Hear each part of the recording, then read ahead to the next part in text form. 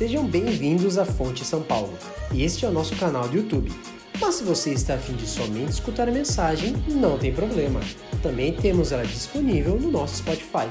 O link está na descrição do vídeo. Para mais informações sobre a nossa igreja, acesse o nosso Instagram, @igrejafonte.sp. Fique agora com a nossa mensagem. Até mais!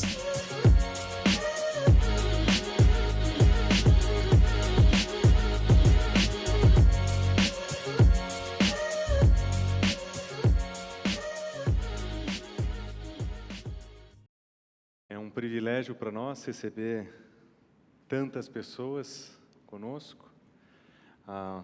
Enche o nosso coração de alegria ver a casa cheia e enche o nosso coração de desejo de continuar fazendo aquilo que o Senhor nos chamou para fazer. Para vocês, pais, avós que hoje nos visitam, seja bem-vindo especial para vocês, que vocês se sintam em casa conosco, que essa aqui possa ser sua família também.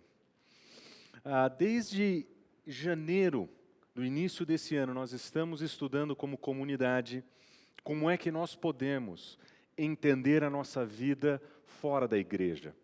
Nós acreditamos que quando o Senhor nos chama, quando o Senhor nos alcança, quando o Senhor nos salva, Ele tem um propósito para as nossas vidas que não acontece exclusivamente dentro da igreja. Nós acreditamos que fomos chamados para viver no mundo, lá fora. Nós entendemos que a vocação que o Senhor nos dá, ela impacta tudo o que nós fazemos e que isso deve ser vivido de uma maneira clara lá fora. E desde a semana passada nós estamos observando em particular como que isso afeta o nosso trabalho. A maior parte da sua vida, a maior parte do seu tempo, ela é dedicada ao trabalho. Nós vemos nas Escrituras uma clara demonstração de que nós podemos fazer do nosso trabalho, o nosso ambiente missional mais importante, que nós podemos fazer do nosso ambiente de trabalho o nosso local de ministério. Mas uma das grandes dificuldades que nós temos em fazer isso é que nós vivemos sobre a constante separação entre aquilo que é santo e aquilo que é secular. Nós olhamos para aquilo que nós olhamos ao nosso redor e tentamos dividir ou explicar de algum modo que seja satisfatório para nós. Nós entendemos que aquilo que acontece dentro da igreja, como aquilo, o pastor, o missionário, o professor e o voluntário, nós chamamos isso de vocação. Nós acreditamos que isso tem a ver com um chamado especial de Deus para pessoas específicas, em lugares específicos. Nós olhamos para essas pessoas como se elas fossem especiais. Nós damos para essas pessoas lugares especiais no estacionamento. Nós falamos sobre essas pessoas de maneira especial. Nós dizemos que essas pessoas estão no ministério de tempo integral.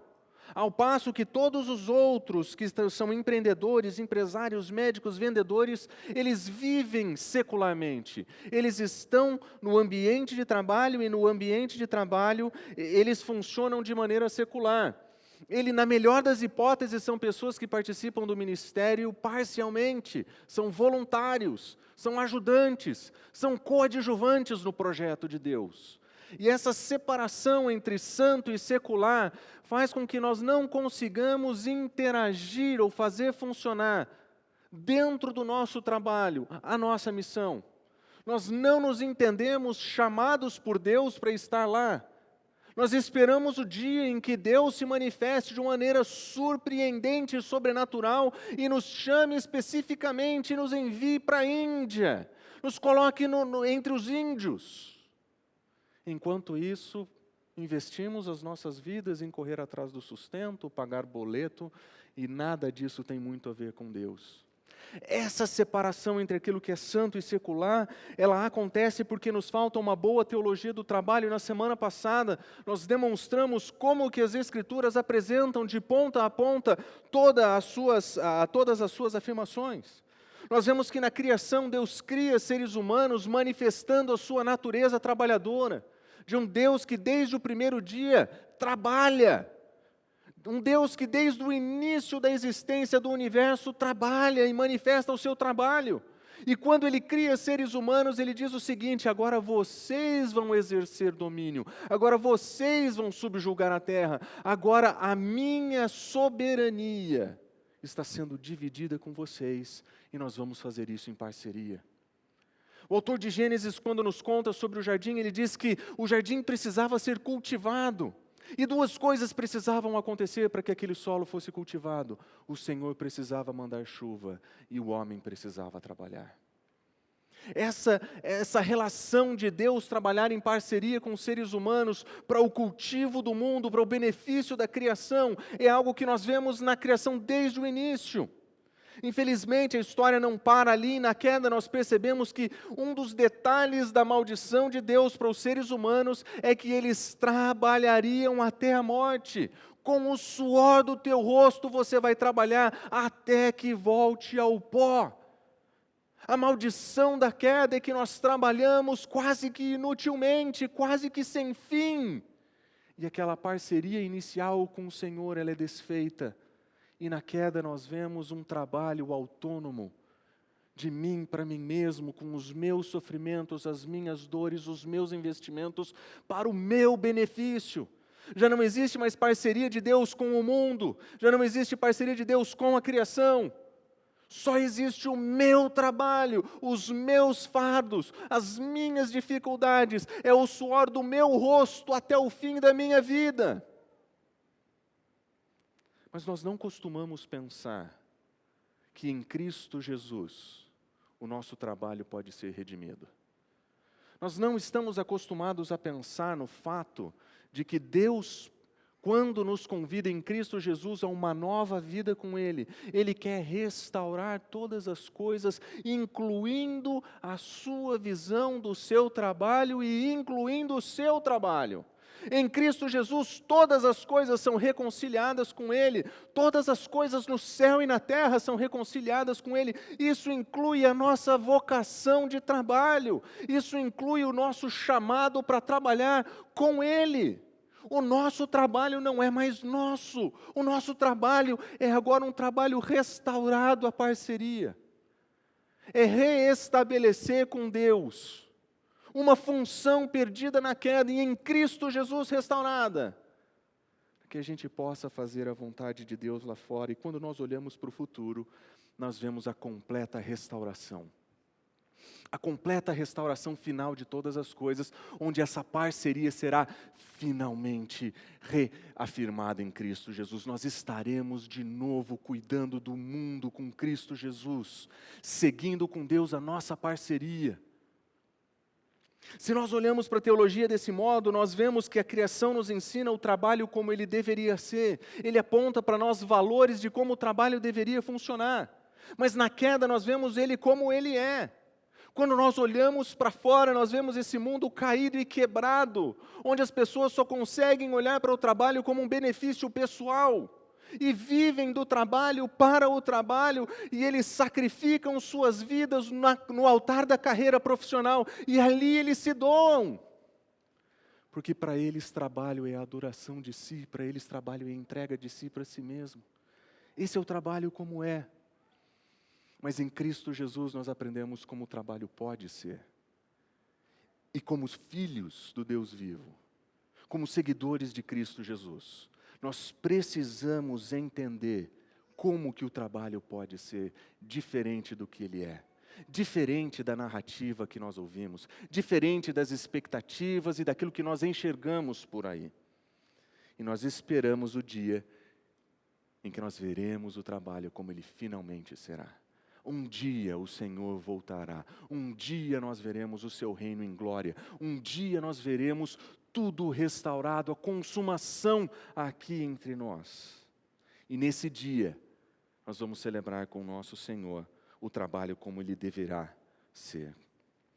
Quando nós olhamos para o trabalho como vocação, nós usamos o texto de Romanos capítulo 8, versículo 29, que diz: nós sabemos que Deus coopera para o bem de todas as coisas com aqueles que o amam, para aqueles que foram chamados de acordo com o seu propósito. Existe um chamado de Deus, existe um propósito de Deus. Deus nos chama em Cristo Jesus para estar com Ele e viver com Ele, mas Ele nos dá um propósito para que a gente viva lá fora a vida que alcança pessoas que se juntam a nós. Mas as Escrituras dizem que Deus coopera com a gente agora. aquela parceria perdida na criação é reestabelecida em Cristo Jesus. E agora o nosso trabalho não é somente o nosso ganha-pão. O nosso trabalho não é o lugar onde nós gastamos 40, 50, 60, 60 horas durante a semana. Não é o intervalo dos nossos cultos onde nós nos encontramos para celebrar. Nós levamos para o nosso trabalho o nosso chamado de estar lá para adorar antes de qualquer coisa o nosso Deus. J.R. Vassar, ele diz o seguinte: todos os trabalhadores devem saber que Deus os chamou para servi-lo no trabalho e não fora dele. Deus tem diferentes chamados para diferentes pessoas. O Senhor me chamou para um ministério, para trabalhar como pastor. Mas isso não significa que Ele não tenha chamado você para o ministério. Ele chamou você para o seu ministério no seu trabalho.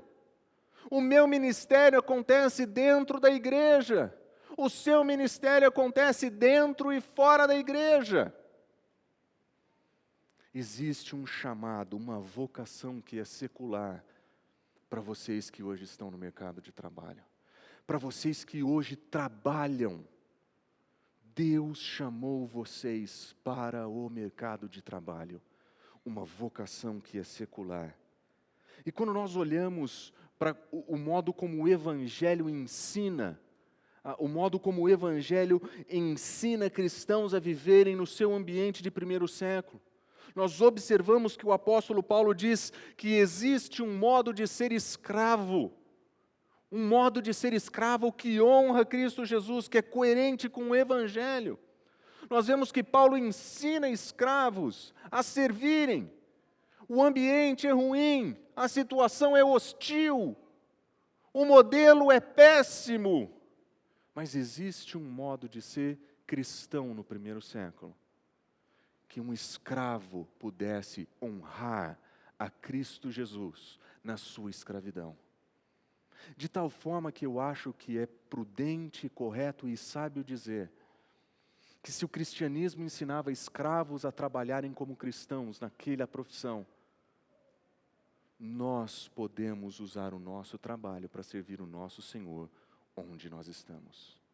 Existe um jeito de ser um médico a serviço de Cristo Jesus, um professor a serviço de Cristo Jesus, porque existe um jeito de honrar a Cristo com o seu trabalho, com a sua vocação, que é um chamado que Deus deu para você lá fora no mundo.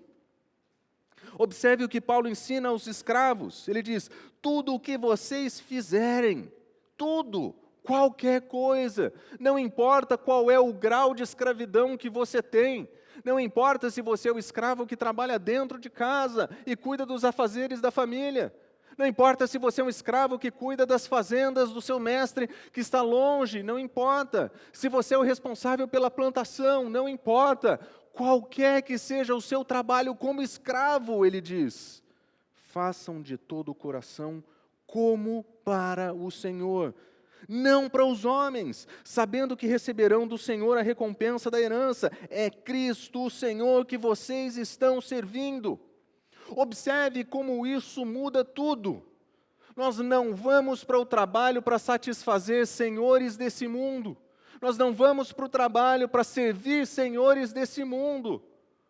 Como cristão, nós infundimos o nosso trabalho de propósito e nós servimos a Cristo Jesus lá no nosso trabalho. Enquanto eu vendo, enquanto eu compro, enquanto eu organizo eventos, enquanto eu administro, faço contabilidade, trabalho com pessoas, tudo o que nós fizemos pode ser feito para Cristo Jesus como um ato de adoração. Quando nós entendemos que o nosso trabalho pode ser um ato de adoração, isso muda tudo. Porque nós deixamos de olhar para a adoração como aquilo que acontece no domingo, como aquilo que acontece no culto. A adoração é a nossa resposta a Deus, a sua graça. E nós fazemos isso no trânsito, nós dirigimos diferente. Nós fazemos isso no trabalho, nós servimos diferente. Nós temos um outro Senhor, um outro soberano. É para Ele que nós prestamos contas. Isso muda o modo como nós trabalhamos. Porque no final das contas o nosso trabalho é sim uma vocação. E reconhecer o nosso trabalho como vocação nos dá outra perspectiva de como nós vamos trabalhar para a glória de Cristo Jesus no mundo. Tim Keller, quando fala sobre esse assunto, ele conta uma ilustração muito interessante. Ele conta a história de um homem que passa por uma construção e encontra homens empilhando tijolos ali, como quem constrói um muro.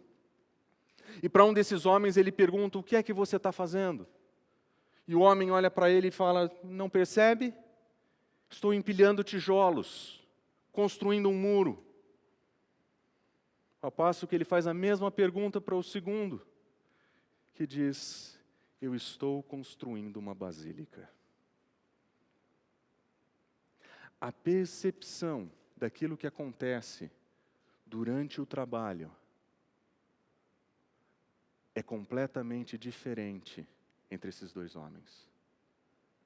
E a percepção diferente que eles têm do trabalho faz com que eles trabalhem de modo diferente.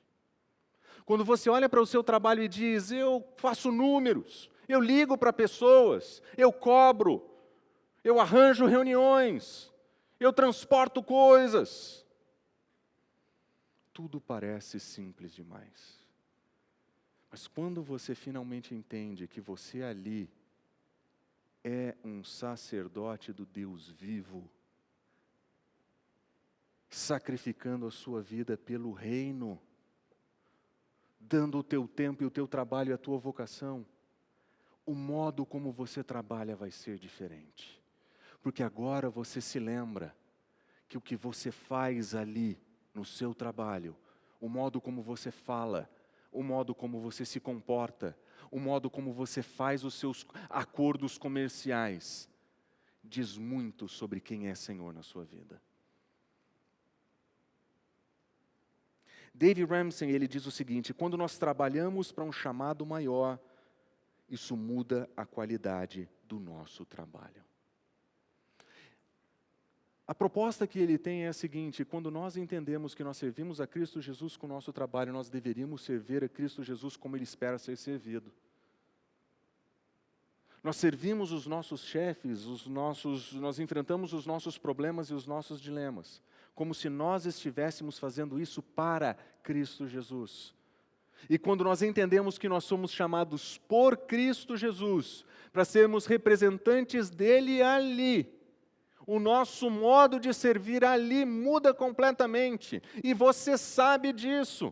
Quando você vai em uma conferência, em um congresso, e você é o representante da sua empresa, você sabe que o seu comportamento pode dizer sim ou não para um contrato que você precisa fazer, e ali você se comporta com os valores da empresa. Ali você representa o seu chefe. Ali você representa os valores da sua companhia.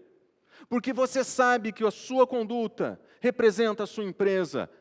Agora imagina se nós cristãos tivéssemos essa percepção todos os dias no trabalho. Se nós víssemos aquilo como uma oportunidade de sermos agentes representantes de Cristo Jesus.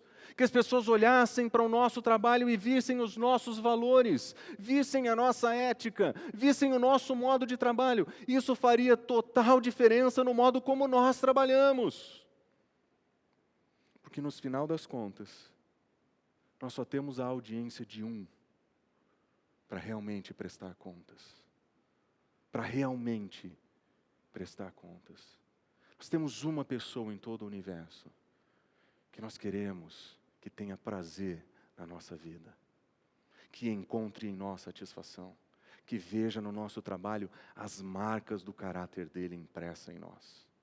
Quando nós olhamos para o trabalho como vocação, uma vocação que é maior do que simplesmente a realização do meu trabalho, isso muda o modo como nós trabalhamos. Mas a pergunta que talvez você esteja fazendo nesse momento é: mas será que eu sou vocacionado? Será mesmo que Deus me chamou? Será que Deus me chamou para trabalhar com moda nesse mundo?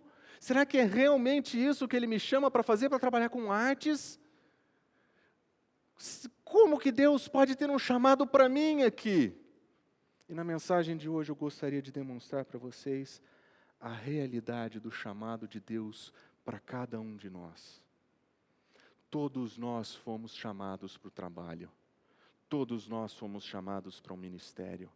Todos nós temos a responsabilidade de servir o mesmo Deus em tudo o que nós fazemos. Acontece que no meu caso, os meus trabalhos parecem mais eclesiásticos, parecem mais santos, mas isso não é verdade. Quando nós servimos o mesmo Senhor, enquanto eu faço aconselhamento, me preparo para um sermão, você se organiza para servir a Cristo Jesus no seu trabalho, com o que você tem. Eu sirvo com o que eu tenho, o mesmo Senhor. Todos nós somos vocacionados em tempo integral para servir a Cristo Jesus. Nós todos servimos a Cristo Jesus em tempo integral. Nós só trabalhamos em esferas distintas, cada um no seu lugar, cada um no seu ambiente de trabalho. A primeira realidade do chamado de Deus que eu gostaria de mostrar para vocês é que existe um chamado geral de Deus ao trabalho. Existe uma convocação divina ao trabalho. Quando nós olhamos para as Escrituras, nós vemos que Deus tem um chamado endereçado para todos os seres humanos. Observe Gênesis capítulo 1, façamos a humanidade a nossa imagem, e depois, domine ele sobre o mar, ele tem uma tarefa para fazer com Deus. Seres humanos foram criados para trabalhar com Deus, foram chamados para estar com Deus, foram chamados para trabalhar com Deus. Trabalhar é coisa de gente, porque nós fomos criados à imagem de um Deus trabalhador, de um Deus que cria, de um Deus que sustenta, de um Deus que mantém todas as coisas no universo com o poder das suas palavras. Esse Deus que é trabalhador, esse Deus que é cuidadoso e criativo, esse Deus dá de si na criação, para que os seres humanos sejam como Ele é, trabalhadores. Toda a história da humanidade é marcada pela presença do trabalho, pela maldição da queda, com certeza, mas pela presença do trabalho. Por isso que é tão assustador para a humanidade encontrar pessoas que não gostam de trabalhar, que não trabalham bem. Porque existe algo no ser humano que foi dado por Deus, um chamado a trabalhar com Ele. A queda distorce isso, mas a convocação para a humanidade foi feita. Seres humanos foram chamados para trabalhar. Mas existe um chamado específico de Deus. Não somente para a humanidade como um todo, existe um chamado para cada um dos seres humanos. Nós não costumamos pensar em Deus dessa maneira, mas em sua graça, Ele se manifesta através de tudo e todos. Nós não costumamos pensar em Deus dessa maneira, mas quando nós percebemos que a graça comum de Deus, ela se espalha por toda a criação, nós percebemos que a ação de Deus está ativa em todo o mundo, e que Deus usa para seus propósitos pessoas em todos os lugares, nós começamos a entender que Deus tem um chamado para cada um de nós. Gênesis nós lemos ainda, quando o Senhor fez os céus e a terra, não tinham brotado nenhum arbusto, nenhuma planta havia, porque o Senhor ainda não tinha feito chover na terra, e porque o homem não estava lá para cultivar o solo. O Senhor colocou Adão no jardim para cuidar e cultivar. Adão foi colocado por Deus em um lugar específico, para servi-lo em um lugar específico, para que ali ele cumprisse com Deus o seu chamado ao trabalho. Adão era o homem que precisava cultivar aquele jardim. Adão era o representante de Deus naquele lugar. E quando nós olhamos para as Escrituras, nós percebemos que em momentos diferentes, Deus coloca pessoas diferentes, em lugares diferentes, vocações diferentes, trabalhos distintos, e através dele, ele cumpre os seus propósitos. Isaías, quando olha para a graça de Deus, ele diz o seguinte: quando o agricultor ara a terra para o plantio, ele só faz isso o dia inteiro? Ele está olhando para a vida daquele que trabalha com as mãos, aquele que planta, e ele olha, esse é o único trabalho que ele tem? Ele só prepara a terra ou ele faz mais alguma coisa? Ele só abre sulcos gradeando o solo, e depois nivela o solo e não semeia, não espalha sementes, não planta o trigo, não planta a cevada no próprio do trigo, nos lugares corretos, mas observa como que esse trabalho acontece. O seu Deus o instrui e lhe ensina o caminho.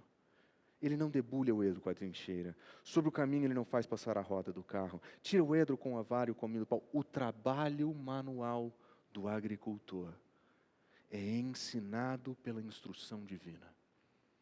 Existem aprendizados de como o trabalho do agricultor deveria ser feito naqueles dias e o modo como ele ia usar as suas ferramentas de trabalho. Existiam caminhos, existiam ferramentas que eram usadas para o cultivo, mas o uso daquelas ferramentas, por aquele homem agricultor, ele era realizado baseado na sabedoria divina que o instrui. A graça de Deus, ela invade o mundo de tal forma que mesmo aquilo que nós chamamos de tecnologia e desenvolvimento, mesmo aquilo que nós chamamos de coisas que nós criamos, Isaías está dizendo, está vendo o trabalho que ele faz, está vendo as ferramentas que ele usa, é a sabedoria de Deus por trás disso tudo. Pense por um momento nos médicos que desenvolvem as tecnologias que hoje identificam e tratam doenças. Pense por um momento nos medicamentos disponíveis, pense por um momento no todo o desenvolvimento tecnológico dos últimos anos, o quanto se salva de vidas. Isaías está dizendo, a graça de Deus faz isso acontecer. Deus atua ali, é Deus quem instrui no final das contas. Deus não está ausente no universo. Deus não está silente no mercado de trabalho. Aquilo que nós chamamos de grande desenvolvimento das sociedades ocidentais, Isaías diz, por trás existe um Deus, usando pessoas nas suas vocações, nos seus trabalhos, para cumprir os seus propósitos. Observe como ele continua o texto. É preciso moer o cereal para fazer o pão. Ninguém fica trilhando para sempre, ou passar as rodas pela trilheira sobre o trigo, mas os seus cavalos não trituram. Isso tudo vem da parte do Senhor dos Exércitos. Maravilhoso conselheiro e magnífico em sabedoria. Quando Isaías olhava para aquilo que existia de mais tecnológico no trabalho do agricultor, ele diz, isso é graça de Deus, isso é sabedoria divina, isso é conselho dele. O Senhor usa todas essas coisas, incluindo aquele que trabalha com as mãos para produzir aquilo que nós pegamos no mercado. Todas as vezes que você pega um tomate em um mercado, nós vemos uma cadeia de homens e mulheres prestando serviços. Nós não pensamos nisso todos os dias. Mas existe uma cadeia de pessoas que trabalham em diferentes funções e ocupações para que a gente pudesse ter comida em casa. Nós temos o agricultor, nós temos o transportador, nós temos o supermercado, nós temos os intermediários no processo. Nós vamos dizer que Deus não tem nada a ver com nada? Deus está de mãos atadas enquanto os seres humanos cuidam dos seus afazeres? A graça de Deus permeia todas essas coisas. Se o Senhor segurar as chuvas, se o Senhor segurar os ventos, toda uma cadeia de processos é afetada. Porque Deus não é apenas soberano sobre todas essas coisas. Deus manifesta a sua graça em todas elas. Quando nós servimos o bem comum através do nosso trabalho, nós somos manifestantes da graça de Deus. Quando nós cumprimos o nosso papel como excelência, nós cumprimos o nosso papel para a contribuição da sociedade, para o desenvolvimento da sociedade, para a melhoria da nossa comunidade. Nós estamos ali, trabalhando naquela parceria que foi perdida na queda, aquela parceria que Deus tinha nos criado para fazer. E quando nós olhamos para o mundo, nós vemos que Deus usa inclusive aqueles que não gostam dEle, aqueles que negam sua existência. Mas é por isso que Deus tem um chamado para nós cristãos. Existe um convite de Deus, que é direcionado para aqueles que entendem a sua graça, que entendem a redenção de Cristo Jesus como algo que transforma tudo aquilo que foi perdido na queda. Que entende que com o Senhor são parceiros onde estão para a glória da graça de Deus. Quando Paulo levou o Evangelho aos Tessalonicenses, um fenômeno acontece entre eles. Paulo disse: o Senhor está às portas, o Senhor vai voltar, se preparem. E eles entenderam: vamos vender tudo, vamos parar de trabalhar, vamos viver de qualquer forma, porque o Senhor vai voltar de qualquer forma mesmo. Um dia Ele vem e restaura tudo, um dia tudo vai ser transformado, vamos parar de trabalhar e viver a vida. Paulo escreve a primeira carta dele para os Tessalonicenses e ele diz o seguinte: se esforcem para ter uma vida tranquila. Vocês vão fazer tudo o que está ao alcance de vocês para viver uma vida tranquila debaixo de um império opressor de verdade. De um império que vai tirar a vida do apóstolo Paulo em alguns anos depois que ele escreve isso, mas de um império que vai tirar a vida deles também. Nós estamos falando de perseguição de verdade.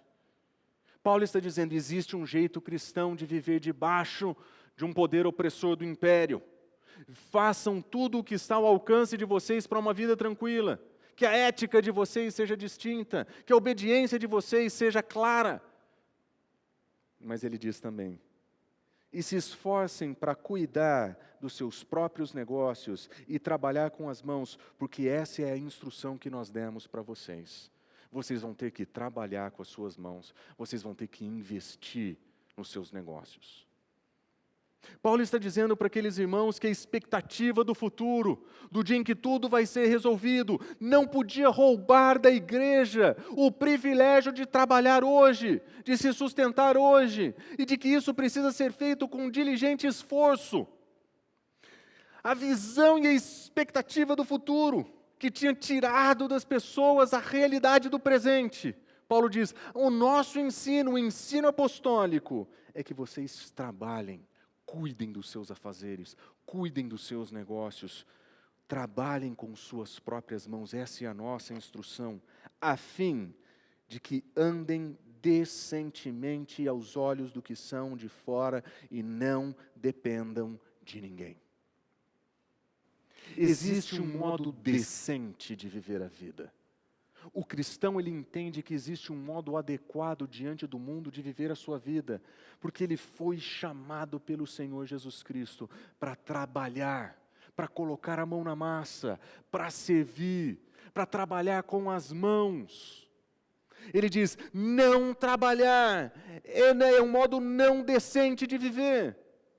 Fugir do trabalho, evitar o trabalho, trabalhar mal. Esse é um modo errado de viver a graça de Deus. Esse é um modo que presta um testemunho errado à graça de Deus. Nós nos demonstramos como representantes ruins do nosso Senhor. E como representantes dele no nosso trabalho, Paulo diz: nós vamos trabalhar e nós vamos viver de maneira decente. Existe um jeito cristão de ir para o mercado de trabalho. Existe uma vocação para nós em servir o nosso Senhor lá nas metas que precisam ser batidas, lá onde o chefe é corrupto, lá onde a equipe quer cortar caminho, encontrar atalhos para fazer coisas erradas. É ali que o ministério do vocacionado ao trabalho acontece. É ali que nós vamos viver de maneira decente. É ali que nós vamos viver. Mas infelizmente os cristãos de Tessalônica não entenderam o recado de Paulo. Parecia sutil demais, não é? Você tem que trabalhar e viver de maneira decente. Parecia pouco claro. Mas como o pessoal não entendeu, ele manda uma segunda carta para aqueles irmãos. E ele diz: quando estávamos com vocês, nós ordenamos isso. Se alguém não quiser trabalhar, que também não coma. Quer ficar sem trabalhar? Faça jejum. Quer ficar sem trabalhar? Faça jejum intermitente sem pausa. Não coma. O ensino apostólico é duro. Não quer trabalhar, não dê trabalho para as pessoas e não coma. Você não vai viver às custas de ninguém. Você não vai servir como escoro para ninguém. Como representante de Cristo Jesus nesse mundo, vai trabalhar. Põe a mão na massa, arregaça a manga. E ele continua: pois ouvimos que alguns dentre vocês estão ociosos, não trabalham e andam se intrometendo na vida dos outros. Quem não trabalha tem tempo para dar trabalho. Não faz o que deve fazer e faz o que não deve. Paulo está dizendo: vai trabalhar. E para essas pessoas ele diz: nós ordenamos e exortamos no Senhor Jesus Cristo, trabalhem tranquilamente, comam o seu próprio pão. Comam o seu próprio pão é um jeito de Paulo dizer: tenha o seu próprio sustento. Nós cristãos temos uma responsabilidade diante de Deus de trabalhar lá fora. Nós fomos chamados para trabalhar lá fora. Mas nós temos que fazer de um modo que seja coerente com a visão que nós temos do trabalho. Uma visão que seja coerente a quem nós servimos. Uma visão que seja coerente de como nós vamos trabalhar. Quando o nosso trabalho é adoração para Deus, quando o nosso trabalho é vocação de Deus para Ele, nós vencemos as barreiras da narrativa dos nossos dias, de que você existe para trabalhar muito, ganhar dinheiro e, se Deus abençoar, se aposentar um dia. Quando nós olhamos para o nosso trabalho como nosso ministério, a nossa vocação, nós entendemos que é para o Senhor Jesus Cristo que nós prestamos conta ali, porque é para Ele que nós trabalhamos. Quando nós trabalhamos para uma vocação melhor, nós trabalhamos melhor. A qualidade do nosso trabalho vai mudar. Deixa eu contar uma ilustração da minha vocação. Quando eu trabalhei na igreja em Campinas, as pessoas com pouco tempo de trabalho me chamavam e diziam: eu acho que você vai ser o sucessor do pastor, o Fernando. Nós gostaríamos que você fosse. E aquilo começou a me incomodar.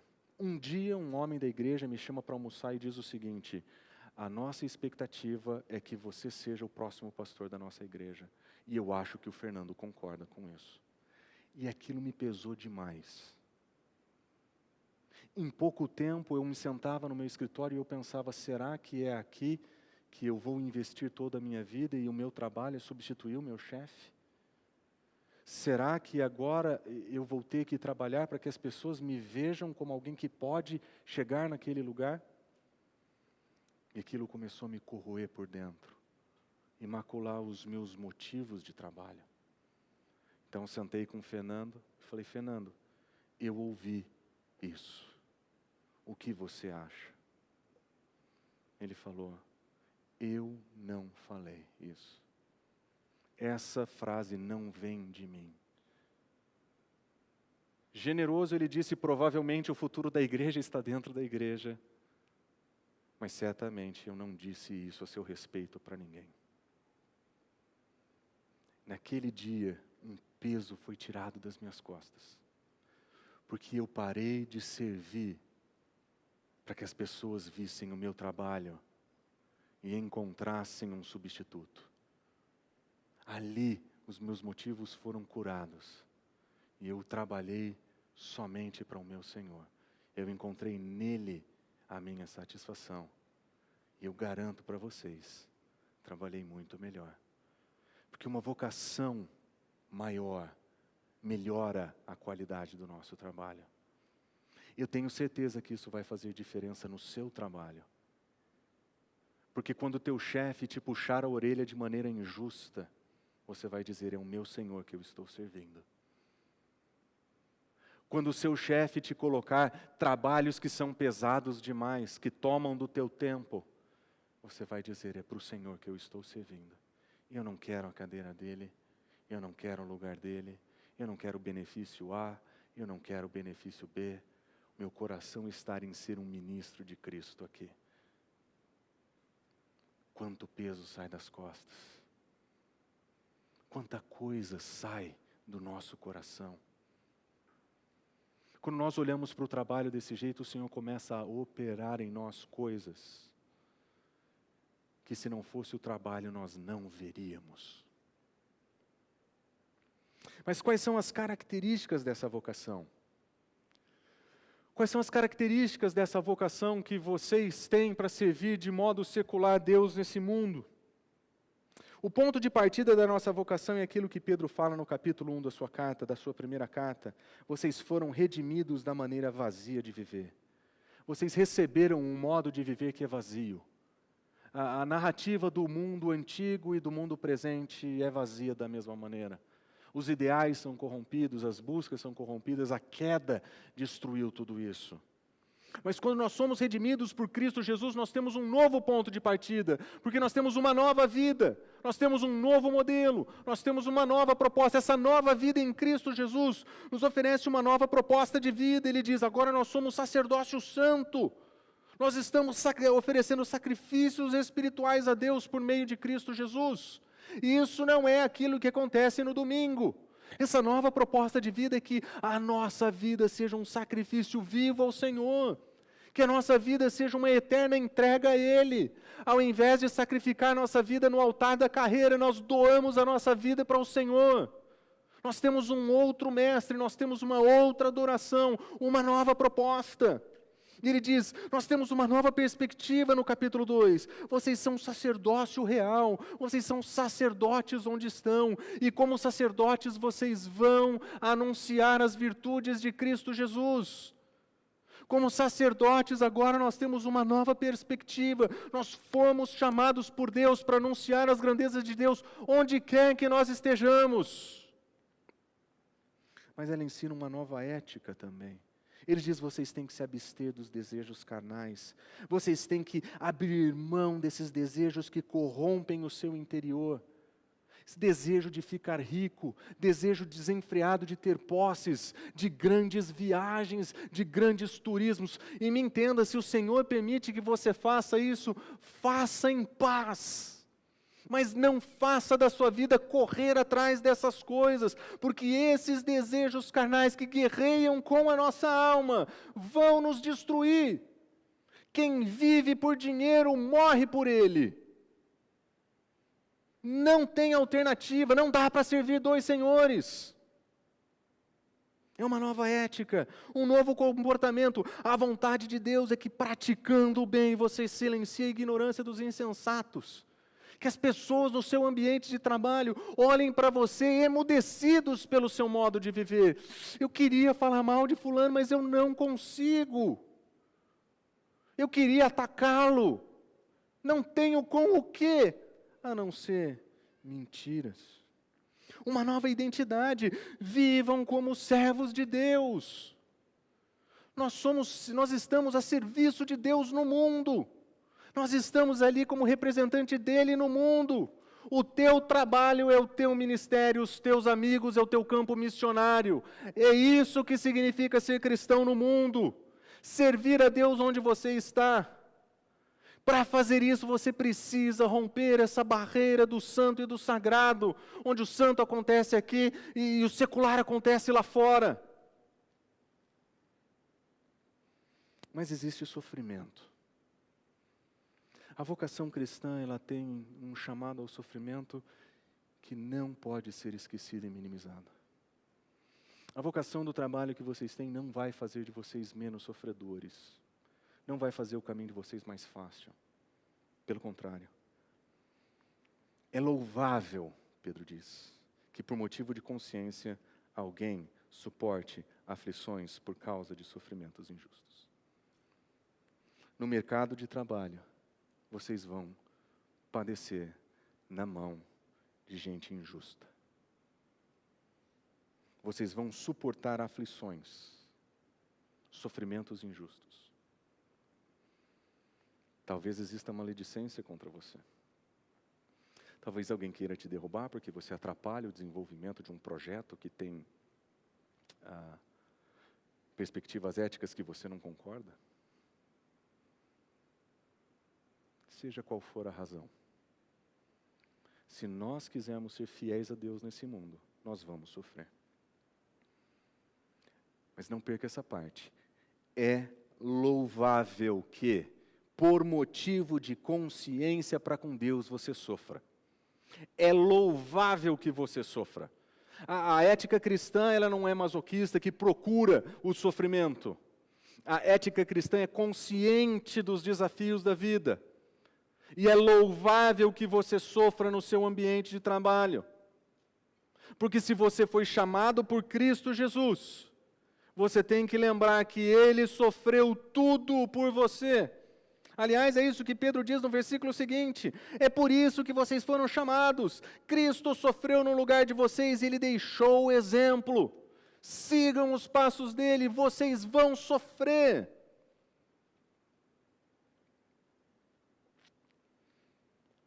Entender o seu trabalho como vocação é um alívio para as pressões de fora.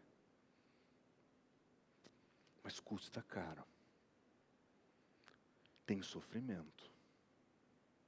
Ser discípulo de Cristo Jesus significa enfrentar sofrimento e perseguição. Somos todos chamados, com certeza. Todos comissionados por Cristo Jesus para invadir o mundo com a ética, com certeza. Somos chamados para apresentar o Evangelho e anunciar as virtudes daquele que nos chama das trevas para a sua maravilhosa luz, com certeza. Esse é o nosso chamado, essa é a nossa missão.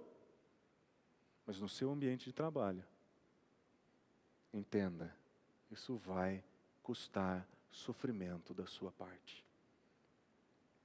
Alguns sofrimentos são evitáveis, são opcionais. Você pode ou não pode tomar determinadas decisões no seu trabalho que pode ou não pode levar a uma situação de prejuízo. Mas existem alguns sofrimentos que doem em lugares que nós não gostamos de sentir dor. Mas como é encorajador ver cristãos tomando decisões de prejuízo financeiro para honrar suas responsabilidades. Pessoas que estão sendo escravizadas pelo trabalho a tal modo que não tem mais tempo para a vida, não tem mais tempo para a família, não tem mais tempo para crianças, não tem mais tempo para férias, não tem mais tempo para descanso. E eles olham para aquilo e dizem, Senhor, eu estou servindo como escravo de um outro Senhor que não você. Eu vou pedir as contas. Não é eu vou procurar um outro trabalho, eu vou pedir as contas. Prejuízo, dor, sofrimento, mas é louvável que por motivo de consciência nós aprendamos a escolher caminhos mais difíceis. É louvável que por motivo de consciência a gente aprenda a colocar as nossas responsabilidades no lugar. Nós somos servos de Cristo Jesus. Nós temos famílias por cuidar, nós temos filhos para educar e ver crescer e serem instruídos nas Escrituras. E existem algumas oportunidades de trabalho que vão tirar de você a possibilidade de ministério lá fora, que vão tirar a oportunidade de você de cuidado da sua família, de tempo com seus filhos. Entender o trabalho como vocação não é algo simples, mas é algo necessário. Os Guinness diz o seguinte sobre o chamado. É verdade que Deus nos chamou para si mesmo de modo tão decisivo, que tudo o que somos, tudo o que fazemos, tudo o que temos, é investido de especial devoção, direção e dinamismo para ser vivido como resposta do seu chamado e seu serviço. Tudo o que nós temos, tudo o que nós fazemos, tudo o que nós somos, agora foi investido de um novo propósito de responder ao chamado que Deus nos deu. Isso inclui o nosso trabalho. Mas olha como ele termina essa frase. Quando Jesus Cristo chama seus discípulos, eles se levantam para segui-lo, antes de aprenderem que precisam se ajoelhar diante deles como Deus. Quando nós ouvimos a voz de Cristo Jesus na salvação, nós falamos, é isso. Mas à medida que nós nos aproximamos dEle, à medida que nós crescemos na nossa intimidade com Ele, nós percebemos que nós precisamos nos ajoelhar, reconhecer sua soberania como Deus e nos entender como servos dele. À medida que nós amadurecemos com Cristo Jesus, nós ajoelhamos mais diante dele. Somos mais submissos à sua direção e vontade. Isso é extremamente importante para nós. Isso é extremamente importante para nós. Extremamente importante fazer isso porque isso nos ensina a viver uma vida de modo fiel. Fidelidade é isso. É se ajoelhar diante dele e entregar todas as áreas da nossa vida. Deus não quer seu domingo. Deus não quer seu voluntariado de domingo. Deus quer sua vida inteira. Isso inclui o seu trabalho amanhã de manhã. Quando nós nos rendemos diante de Cristo Jesus, e nós entendemos que Ele é Senhor sobre todas as coisas na nossa vida, nós entendemos o que significa viver de modo fiel para Ele. Porque quando nós não entregamos todas as áreas da nossa vida, nós estamos vivendo de modo infiel. Quando o nosso trabalho é uma concubina da nossa devoção a Deus, é um desvio da nossa devoção a Deus, é uma área à parte da nossa vida a qual Deus não pode tocar. Quando o trabalho é assim visto, nós estamos andando em infidelidade. Mas se levantar para Cristo, seguir a Cristo Jesus, é se ajoelhar diante da sua soberania. Isso significa que nós precisamos entregar tudo o que temos, que somos e fazemos. Se nós fizermos isso, nós honraremos o propósito que Ele tem para nós. Seguir o nosso chamado em todas as áreas é servir a nossa geração. Deus usa você quando você vai para o trabalho. Você pode dizer, o meu trabalho é pequeno, na grande escala de coisas, o meu trabalho é insignificante. Não para o seu Senhor. Quando o trabalho é vocação, o onde você trabalha não importa, com quem você trabalha não importa, o que você faz não importa. Todo o trabalho é investido de dignidade, todo o trabalho é investido de propósito, todo o trabalho é uma oportunidade de ministrar como sacerdote de Deus no mundo. Professor de inglês, mãe em casa, não importa. Contador, advogado, não importa. Se nós entendemos que servir a Cristo Jesus significa entregar todas as áreas da nossa vida, nós vamos influenciar o nosso ambiente de trabalho. Tem coisas que você não vai poder fazer. O modo como você vai falar vai ser diferente. Sua linguagem vai transparecer uma outra ética. Você não vai se juntar em maledicência, em conluio contra pessoas, porque isso não faz parte da tua ética e do teu trabalho. O modo como você serve a Cristo no seu trabalho vai influenciar pessoas. E por fim, seguir o nosso chamado em todas as áreas da vida é ser moldado por Deus em todas as áreas. Existe um elemento de desenvolvimento e maturidade que nós precisamos considerar quando nós olhamos para o nosso trabalho. Porque Deus trabalha em nós quando nós trabalhamos. Deus desenvolve o seu caráter lá fora. É no meio das dificuldades e do caos do seu ambiente de trabalho que você vai ter que tomar posturas éticas que vão fortalecer a tua fé. Deus usa o teu trabalho para uma jornada com Cristo Jesus que seja relevante. Deus usa o seu chefe, os seus amigos de trabalho, para ensinar para você como se comportar com Cristo Jesus, pelo exemplo contrário, pela opressão, pela perseguição, pela confrontação, pelo problema, pelo caos. Onde é que você vai colocar em prática aquilo que você aprende com o Evangelho? É lá. É lá que sua vida vai ser testada. É lá que sua vida vai ser transformada. Deus vai usar o seu trabalho para trabalhar em você. Talvez você não consiga ver o seu trabalho conectado de maneira direta com o propósito último do teu chamado de glorificar a Deus, de fazer discípulos, de edificar os irmãos. Talvez você não consiga ver isso acontecendo. Mas Deus está usando o seu trabalho para te conduzir nessa direção. Porque o processo de maturidade na sua vida vai acontecer em grande parte lá fora. O que nós aprendemos com tudo isso é aquilo que Chris Brooks define muito bem, ou resume de maneira muito bem. O seu trabalho não é, o trabalho não é o seu propósito último na vida, mas Deus pode usar o seu trabalho em benefício do propósito último que você tem.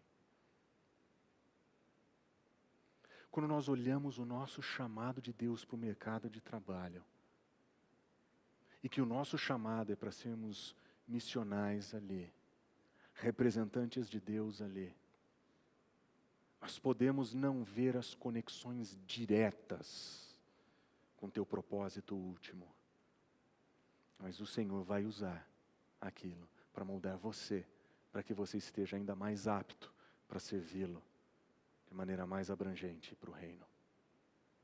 O teu trabalho é o trabalho que Deus tem para trabalhar no teu coração. Vamos orar?